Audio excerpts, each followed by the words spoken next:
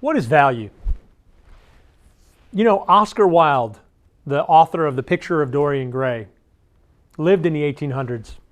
And he said, a fool is someone who knows the price of everything but the value of nothing. What is amazing during a downturn or any type of tough economy is that all of a sudden value gets reduced to price. And that's wrong.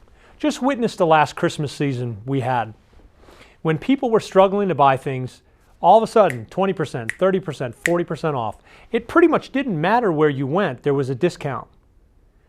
And what happens in too many cases is that when money gets short, everybody resorts to discounting. We call that the herd instinct, where people decide they're going to follow what everyone else does for fear that someone we might be left out, oh no, and we'll miss an opportunity. Well, this is stupid, because if you follow the herd, then you look like the herd. Unlike in Africa, there's not security in the herd. In Africa, if you're a wildebeest, the way you live and you survive from being attacked by a lion is you stay in the middle of the pack, because the lion attacks the weak and the sick and the elderly that stray. But in this case, if you look like everyone else and you choose to emphasize what everyone else does, from a value perspective, you'll be no different. Let me give you an example.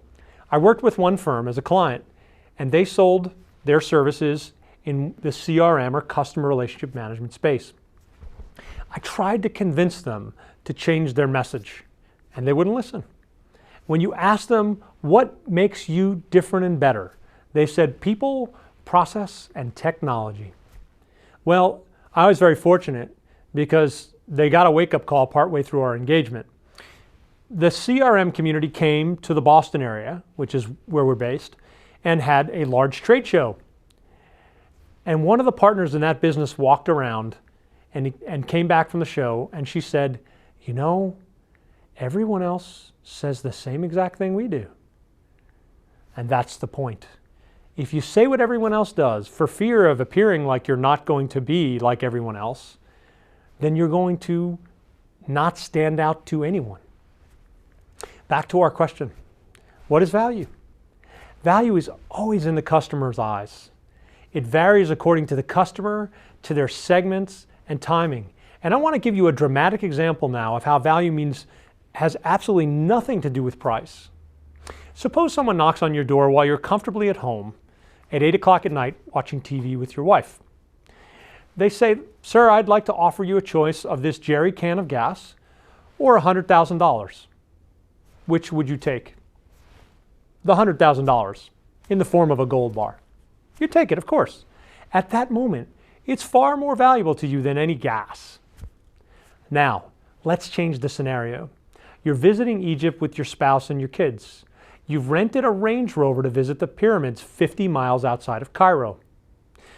Unfortunately, you run out of gas and wait for hours in the hot desert sun before help arrives. Then, your 6-year-old daughter faints. Suddenly, a nomad appears on the horizon, and he comes over to you and says, sir, I would like to help you. I can offer you this $100,000 gold bar or this beat-up jerry can of gas. Which do you choose now? Gas. Welcome to the wonderful world of customer value. Here's the point.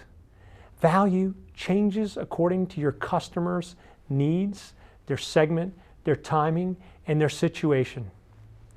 Your value proposition needs to be designed to reflect these critical factors. In a second, we're going to talk more about ROI and how it fits in here. But let me ask you these questions as a diagnostic. What do your customers value? How do you know? One customer we worked with recently, and I'll leave you with this. When I asked them, what is it exactly we delivered to you? They said, the company was so much happier after you finished working here than before. They were so energized. They were so focused when they realized that they were part of the secret sauce of the company. And the people made such a tremendous difference.